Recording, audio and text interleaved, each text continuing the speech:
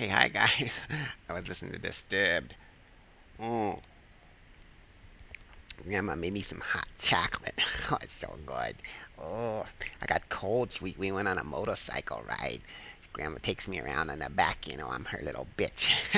It's fun, though, and we ride around the town, and the wind blows in my face, and I get a little snotty nose sometimes. But anyway, I just wanted to have another little silver.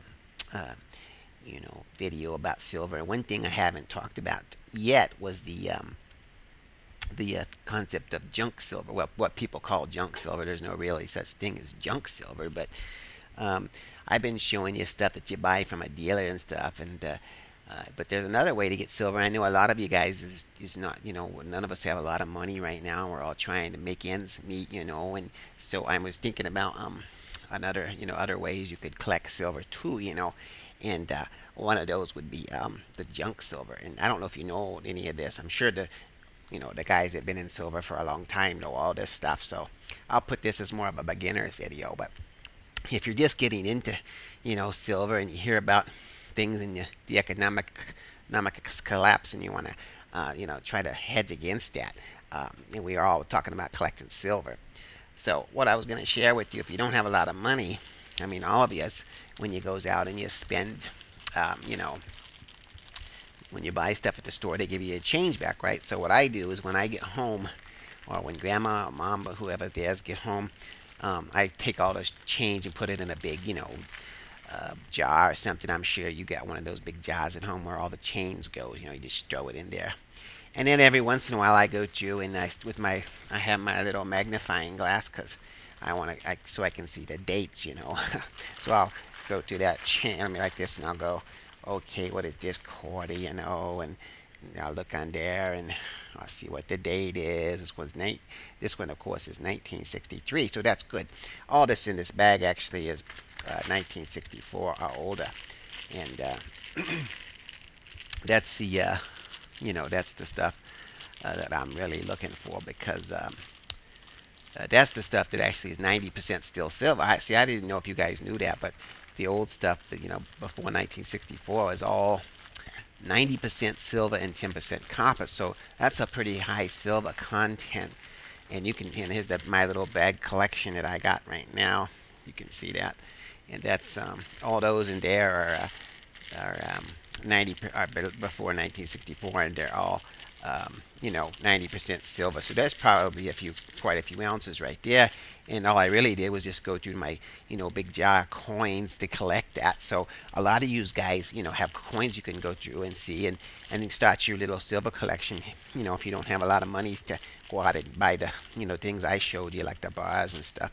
But that's kind of the basics behind it. Yeah, when you look at the coins, look at the dates, and you'll see the one again. It's anything before 1964. And you can buy this stuff too at the dealers too. They call a full bag.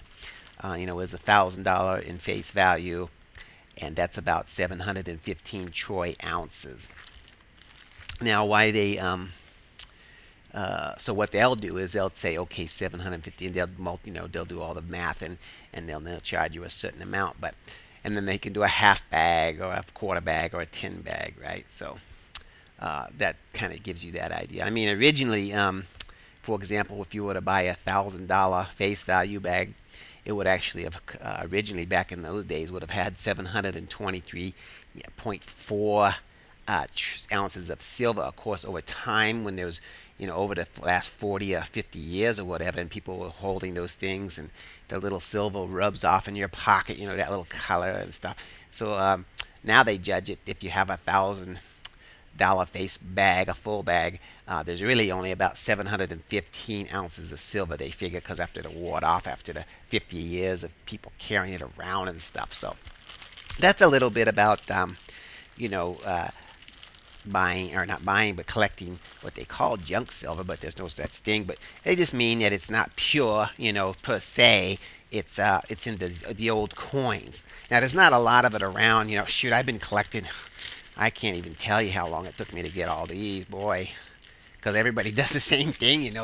They go in there and look, and what is there, is any old ones in there? I'm gonna take them and put them in my little bag at home. And then when the world ends, I have a little bit of silver. But actually, it's a pretty good idea if you think about it, because it's actually still money, and so if there was a situation, and who knows what's going to happen, but we got to prepare, and that's really my little slogan, is we hope for the best, but we prepare for the worst. There's nothing wrong with preparing, and you got to take all these things with a grain of salt, but certainly if you look at what they're doing from a macroeconomic standpoint, definitely things are a little bit amiss. You have to admit it. Now, of course, if you watch the media, everything is wonderful. The markets are all going up. They just give another trillion over to the IMF, the International Monetary Fund. And Obama said, "Oh, here's another trillion.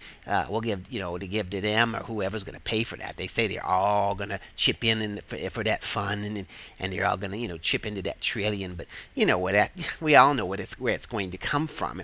Bernanke and his buddy over there are just going to print that shit out, or whatever, or take a couple keystrokes in the computer and say, "Oh, there it is. There's the trillion for the International Monetary Fund." So they can, and you notice now it's kind of crazy, but you notice now it's all, I don't know. It's like it used to be billions, 500 billions. They picked a number the first time, 700 billion. I don't know where they came up with that number. I read one place it was because it was a big number. Well, I guess it wasn't big enough, evidently, because now all the numbers have to be in the trillions now. You notice it's we did this other trillion over here, and now we got to give a trillion to the International Monetary Fund, and we're going to need a couple more trillion over there, and oh my God, it's insane, the whole deal. But anyway, who knows? I mean, if you really study it, and you're like Ron Paul and me and us guys that kind of know a little bit about macroeconomics, is that at some point, I mean, come on, how much money more can you print before it all goes to hell? But I guess, who knows? I mean, they could do this forever. God help them, but they control everything, so who knows? I mean, at some point they could just say, now they'll say, okay, we're gonna do a one quadrillion bailout now for all the banks, because there was trillions and it wasn't even enough, and of course the billions was just like pocket change like this. Sick. The little bastards are crazy, and so I'm hoarding this stuff, and I've got a lot over here, the real big, and then the pure stuff, and I got this, and shoot, and Mom, when she come back from the strip club, if they pay her, sometimes in gold and silver, I keep that, and she doesn't get very much of that, really. Barely makes $1 when she, does her little dance. It's a sick little world they live in. But, I just wanted to share that with you on some more updates on silver stuff.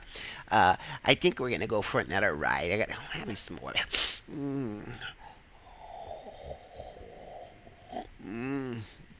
That's very good. Oh, I got a little cold out there, because Grandma, she drives that thing like crazy, she does 10, 20 miles an hour down the street, and it's just crazy and scares the living daylights out of me.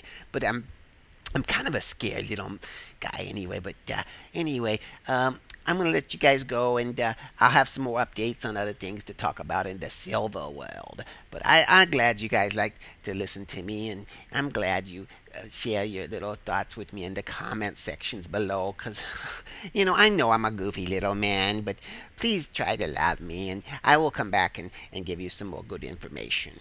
And I'll talk to you guys later.